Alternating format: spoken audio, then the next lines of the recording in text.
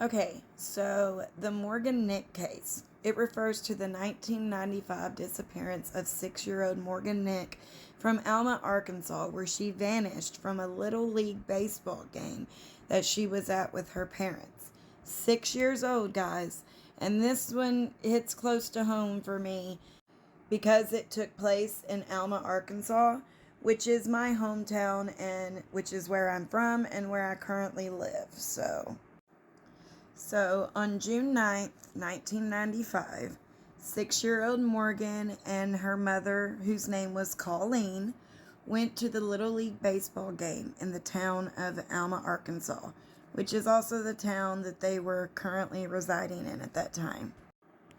That evening at around 10:30 p.m. approximately, Morgan had asked her mother if she could go and catch fireflies with her friends who were also at the Little League game with their parents.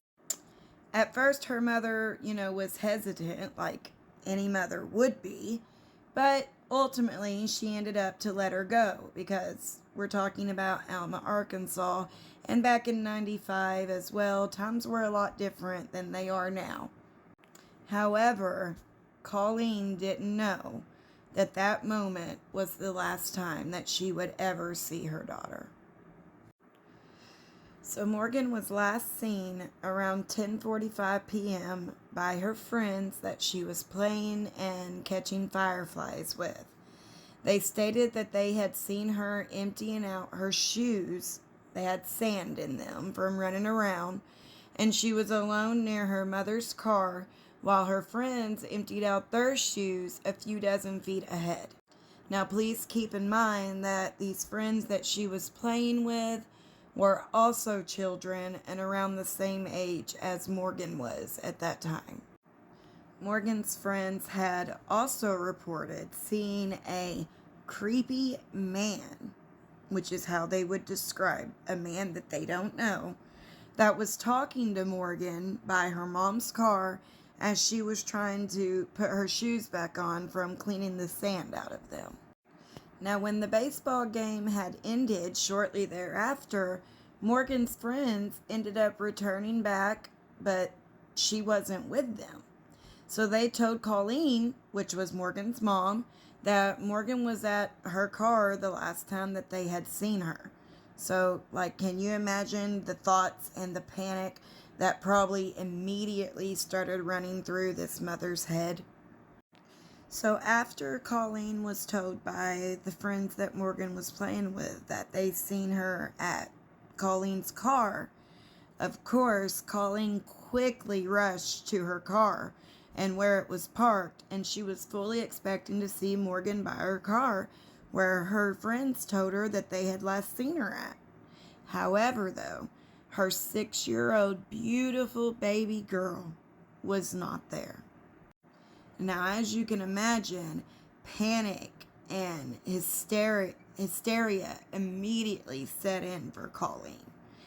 She was looking everywhere. She was asking everybody if they had seen her daughter. She was legit freaking out, and for good reason.